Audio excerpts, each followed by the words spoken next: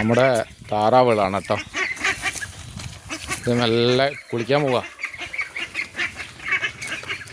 കുളിക്കാൻ പോയിക്കൊണ്ടാണ്.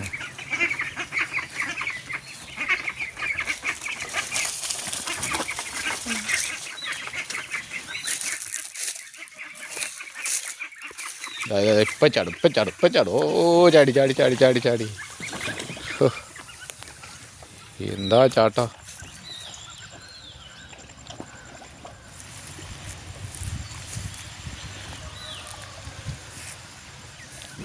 കുറച്ച് നേരം നീന്തി കൂടി കുളിച്ചിട്ട് നേരെ ഇങ്ങ് പോരും നമ്മളടുത്തേക്ക്.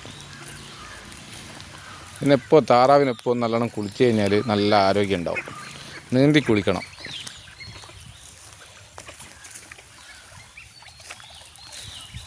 ഇത് വിഗോവയുണ്ട്, അതുപോലെ തന്നെ കുട്ടനാടനുണ്ട് കേട്ടോ. കുട്ടനാടൻ താറാവ് ആകെ 8 താറാവുള്ളൂ. കുറച്ചും കൂടി വിരിഞ്ഞിട്ടുണ്ട്.